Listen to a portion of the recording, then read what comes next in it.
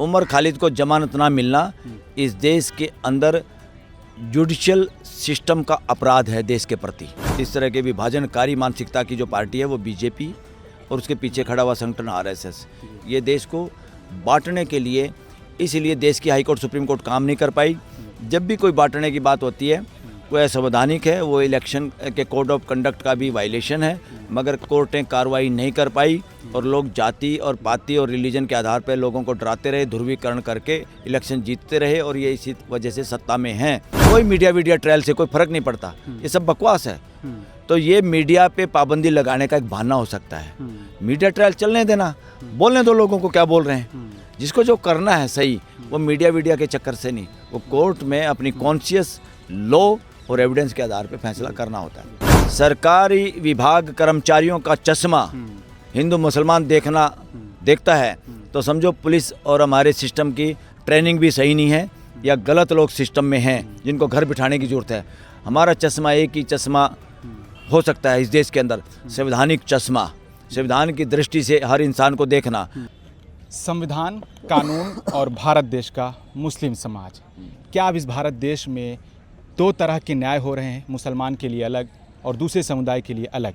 जिस तरीके से लगातार कानूनी फैसले हो रहे हैं और पुलिस की जो कार्रवाई है, हमारे साथ इस पर बात करने के लिए सुप्रीम कोर्ट के सीनियर वकील बलराज मलिक जी हैं। सर, किस तरीके से देखते हैं, क्या भारत देश के मुसलमानों के लिए अलग कानून है और दूसरे समुदाय के लिए अलग कानून, जिस तरीके से पुलिस की कार्रवाई है या संवैधानिक जो फैसले आ रहे हैं? कानून तो एक ही है पूरे देश के लिए। सबसे बड़ा कानून, मौलिक कानून है देश का संविधान, और सारे कानून हैं संविधान से निकले हुए, इसलिए सबके लिए कानून समान है। कानून समान तरीके से लागू नहीं होता, ये सारी गुंडागर्दी और बदमाशी है। और इसमें, इस देश में राजनीति में एक वोट जिसकी ज़्यादा आ गई इलेक्शन जीतने के लिए, सारी पॉलिटिकल पार्टियां, और उसमें सबसे सरदार जो है इस तरह के विभाजनकारी मानसिकता की जो पार्टी है वो बीजेपी और उसके पीछे खड़ा हुआ संगठन आरएसएस, ये देश को बांटने के लिए, इसीलिए देश की हाई कोर्ट सुप्रीम कोर्ट काम नहीं कर पाई। जब भी कोई बांटने की बात होती है वो असंवैधानिक है, वो इलेक्शन के कोड ऑफ कंडक्ट का भी वायलेशन है, मगर कोर्टें कार्रवाई नहीं कर पाई और लोग जाति और पाति और रिलीजन के आधार पर लोगों को डराते रहे, ध्रुवीकरण करके इलेक्शन जीतते रहे और ये इसी वजह से सत्ता में हैं। तो ये एक तरह से संविधान के विरोधी हैं, संविधान के विरोध में ये सरकार बनी है और हाई कोर्ट और सुप्रीम कोर्ट इस बात की निगरानी और अपनी ड्यूटी पूरी नहीं कर पाई, इस वजह से देश में इस तरह की गड़बड़ हो रही है। जो मुस्लिम यूथ हैं, जब उन पर कोई आरोप लगता है सबसे पहले मीडिया ट्रायल हो जाता है, अदालत के फैसले बाद में आते हैं। तो क्या मीडिया ट्रायल होने की वजह से जजों पर असर पड़ता है उनका फैसला करने में? मीडिया ट्रायल होने दो, डरने की जरूरत नहीं। अदालतों की बात कर, अरे अदालतों को उनसे डर नहीं लगता। अदालतें तो अगर कमज़ोर हैं, जो जज जैसे बनते हैं, जज अगर चोरी चकारी से बनते हैं, बिना मेरिट के बनते हैं, जाति पाति रिलीजन के आधार पे बनते हैं, पार्टी के आधार पे बनते हैं, संगठन के आधार पे बनते हैं, वो लोग इस तरह का व्यवहार करते हैं, तो फिर वो कहते हैं ये मीडिया ट्रायल हो रहा है। मीडिया में इसको मत रखो, देश को बोलने दो। अगर आप अपनी ड्यूटी करना जानते हैं, आप सक्षम हैं, आप देश के संविधान को समझते हैं और उसके अनुरूप देश के सभी लोगों को परिवार का सदस्य मानते हैं, तो आपका न्याय चमकेगा। तो कोई मीडिया ट्रायल से कोई फर्क नहीं पड़ता, ये सब बकवास है। तो ये मीडिया पे पाबंदी लगाने का एक बहाना हो सकता है। मीडिया ट्रायल चलने देना, बोलने दो लोगों को क्या बोल रहे हैं। जिसको जो करना है सही, वो मीडिया के चक्कर से नहीं, वो कोर्ट में अपनी कॉन्शियस लॉ और एविडेंस के आधार पे फैसला करना होता है। उमर खालिद हैं, शर्जील इमाम है, अभी तक ट्रायल तक शुरू नहीं हुआ, ज़मानत तो बहुत दूर की बात है।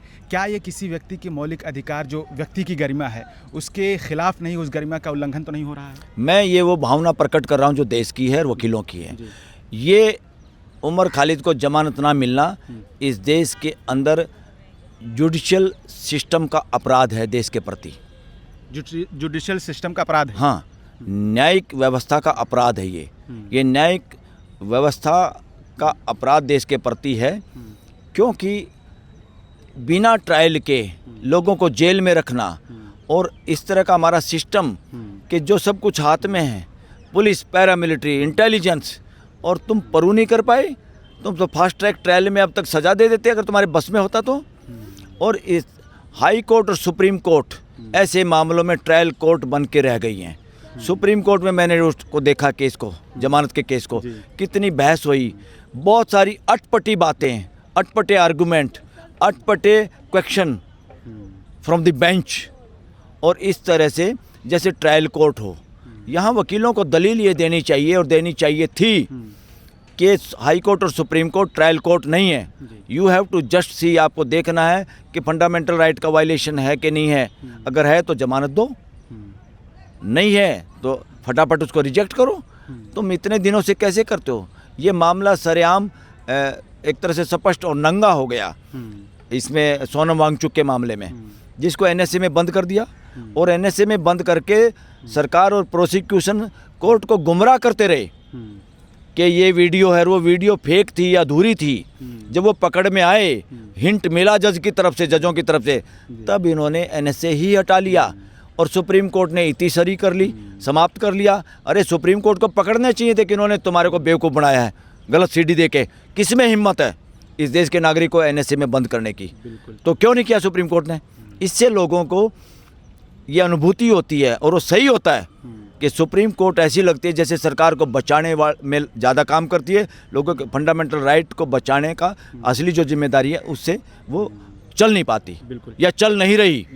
जो यूएपीए है या गुंडागर्दी के जो एक्ट लगता है वो मुस्लिम समुदाय के लड़कों पर ज़्यादा लगने लगा है। यूएपीए में ज़मानतें नहीं हो रही हैं। ये गलत है, बिल्कुल गलत है, वायलेशन है। अगर सरकारी विभाग कर्मचारियों का चश्मा हिंदू मुसलमान देखता है तो समझो पुलिस और हमारे सिस्टम की ट्रेनिंग भी सही नहीं है, या गलत लोग सिस्टम में हैं जिनको घर बिठाने की ज़रूरत है। हमारा चश्मा एक ही चश्मा हो सकता है इस देश के अंदर, संवैधानिक चश्मा, संविधान की दृष्टि से हर इंसान को देखना, भारत के नागरिक की तरह से देखना, भारत के 145 करोड़ के परिवार के सदस्य के रूप में देखना। जिस दिन ये चश्मा लगेगा सबको, उस दिन देश के बहुत सारे कन्फ्लिक्ट अपने आप खत्म हो जाएंगे। वर्षों तक आप देखेंगे 25 साल, 15 साल, 30 साल तक मुसलमान जेल में रहता है, उसके बाद बरी हो जाता है, अदालतें बरी कर देती तो हैं। ये दिखाई नहीं देता क्या? हाई कोर्ट और सुप्रीम कोर्ट को ये दिखाई नहीं देता क्या? 2% मुश्किल से हैं जो यूएपीए में आतंकवादी कानून में लोग अंदर जाते हैं, और कितने सालों तक लोग जेल में पड़े हैं। इसके लिए जिम्मेदार हैं, इसके लिए हाई कोर्ट और सुप्रीम कोर्ट जिम्मेदार हैं। इस अन्याय के लिए, ये देश के प्रति जो अन्याय हो रहा है, इसके लिए सीधी जिम्मेदार इस देश की हाई कोर्ट और सुप्रीम कोर्ट और उसमें बैठे हुए जज हैं। बिल्कुल सर, कोई ऐसा कानून है जो ये अधिकारी हैं जो मतलब गलत सबूत देते हैं उनके खिलाफ कार्रवाई हो, ऐसा कोई कानून है भारत देश में? कानून तो है, इम्प्लीमेंट कौन करे? इसी तरह से इस देश में कानून की जरूरत है। अगली सरकार में ये डिमांड और इस आधार पर इलेक्शन होगा इस देश में कि जो हाई कोर्ट सुप्रीम कोर्ट में जज लगे हुए हैं, अगर वो चोरी चकारी से, भाई भतीजावाद से लगे हैं और वो प्रो गवर्नमेंट दिखाई देते हैं, वो प्रो कॉन्स्टिट्यूशन नहीं है, प्रो पीपल नहीं है, ऐसे लोगों को घर भेजने के लिए कानून की जरूरत है, ताकि लोगों को इम्पीचमेंट के बिना भी घर बिठाया जा सके। ऐसे कमज़ोर लोगों को, ऐसे दूषित मानसिकता के लोग जो जुडिशरी में हैं। बिल्कुल सर, एक लास्ट सवाल लेंगे। जो मुस्लिम युवक आपका इंटरव्यू देख रहे हैं, अगर उन पर अत्याचार हो, उनके परिवार पर अत्याचार हो रहा है, बुलडोज़र से घरों को तोड़ दिया जा रहा है, मॉब लिंचिंग हो रही है, तो उनको किस तरह के कानून का कैसे सहारा लेकर अदालत में जाना चाहिए? किस तरह की कार्रवाई उन्हें करना चाहिए? भाई सबसे पहले तो कानून को अपने हाथ में कभी लेना नहीं, और कानून के जो रास्ते हैं उनको ज़रूर अडॉप्ट करना है। अडॉप्ट करने से हो सकता है वहाँ पे कोई कार्रवाई ना हो, कोई बात नहीं, मगर ये रिकॉर्ड पे आ जाता है किसी ने कार्रवाई की, किसी ने नहीं की। और अहिंसा में जितनी ताकत है वो किसी में नहीं, क्योंकि ये अहिंसा की ताकत है कि आज प्राइम मिनिस्टर और गृह मंत्री पार्लियामेंट का सामना नहीं कर पाया। दोनों देश के दोषी हैं। अगर सही जांच हो तो ये दोनों यूएपीए के दोषी हैं। यूएपीए के दोषी इसलिए हैं, प्रधानमंत्री मोदी, गृह मंत्री अमित शाह, दोनों इसलिए हैं क्योंकि शांतिपूर्वक प्रदर्शन लोगों का अधिकार है।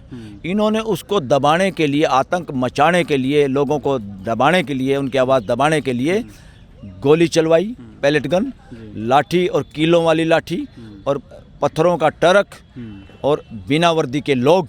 ये आतंकवाद है, ये आतंकवादियों की वजह से होता है। इसमें सरगना कोई है तो नरेंद्र मोदी और अमित शाह है। सर एक और सवाल लेंगे। ये देश की भाषा बता रहा हूँ मैं। वकील का काम उन सब बातों को बताना है जो देश के मन में है, देश के लोग यहाँ के बताते हैं। जिस तरह से कोई मुकदमे के सारे फैक्ट्स बताने की ड्यूटी वकीलों की है, तो इसलिए हर देश के वकील को संविधान के लिए पूरे देश को 145 करोड़ लोगों को एक धागे में, परिवार के उसमें पिरोने का सबसे महत्वपूर्ण ड्यूटी किसी की है। उनके अधिकारों की रक्षा करने के लिए वो वकीलों की है। वकील ही अपनी वकालत के जरिए कमज़ोर जजों को भी बहादुर बना के, जिम्मेदार बना के देश के लिए न्याय ले सकते हैं। बिल्कुल। जैसे कोई भी हिंदू त्यौहार होता है तो उसमें मस्जिद के पास से गुजरते हैं लोग जो रैली निकालते हैं, उसके बाद ये होता है कि मुसलमानों ने पत्थर मारे, ये इल्ज़ाम लगाया जाता है। लेकिन दिल्ली में ये देखा गया कि पुलिस खुद ट्रक ला कर रखती है और उसमें पत्थर होते हैं। जो मुसलमान मार खुद, ये पता है कि हम मार खाएंगे पुलिस से भी, इनसे भी, तो पत्थर वो तो नहीं रखेंगे। तो क्या देश के लोग जो कहते हैं हाँ मुसलमान अपराधी हैं, मुसलमान पत्थर मारते हैं, इस पर कुछ कहना चाहेंगे आप? कोई भी हिंदू पत्थर मारना नहीं चाहता। ये आरएसएस की इंडस्ट्री के लोग हैं। ये सत्ता इसी तरीके से वैमनस्य से बनाना चाहते हैं। मुसलमानों पर आरोप लगता है कि पत्थरबाज हैं, हर रैली में पत्थर मारते हैं। इस देश का कोई भी नागरिक पत्थरबाज नहीं, कोई भी आतंकवादी नहीं, कोई नक्सलवादी नहीं, कोई देशद्रोही नहीं। ये सारा का सारा मन गढ़ंत बातें हैं, ये क्रिएट की जाती हैं और इसमें इंटेलिजेंस एजेंसी और पुलिस का भी दुरुपयोग लोग करते हैं जो सत्ता में बैठे हुए। उनको पकड़ने की जरूरत है, उनको सलाखों के पीछे भेजने की जरूरत है ऐसे नेताओं को। जब तक सीएम पीएम मंत्री नहीं पकड़े जाएंगे, इस देश की दुर्दशा ये लोग ऐसे ही करते रहेंगे। एक लास्ट मैसेज मुस्लिम समुदाय को क्या देना चाहेंगे? किस तरीके से वो अपने लीडर्स लाएं? मतलब उनके लॉयर्स भी नहीं हैं, कम हैं, तो क्या मैसेज देना चाहेंगे एजुकेशन को लेकर और देश के संविधान को लेकर? किस तरह से सारे मुसलमान इस देश के 145 करोड़ का जो ये परिवार है उसको, उसका अभिन्न अंग है, अभिन्न हिस्सा है। इसी फीलिंग के साथ आप हर बात रखिए, हर काम करिए। और मुसलमान किसी हिंदू नॉन हिंदू से कम जिम्मेदार नागरिक नहीं है, बल्कि बहुत बार मैं उन सबको सैल्यूट करता हूँ, उन मुसलमान भाई बहनों को, क्योंकि ये लोग उन्हीं में से हैं, जो जातियाँ जो लोग यहाँ के हैं उन्हीं में से कन्वर्टेड लोग हैं। उसके कोई कारण रहे होंगे, वाजिब कारण रहे होंगे, और उनको ज़्यादा मैं सैल्यूट करता हूँ जो विभाजन के दौरान भी जा सकते थे, नहीं गए।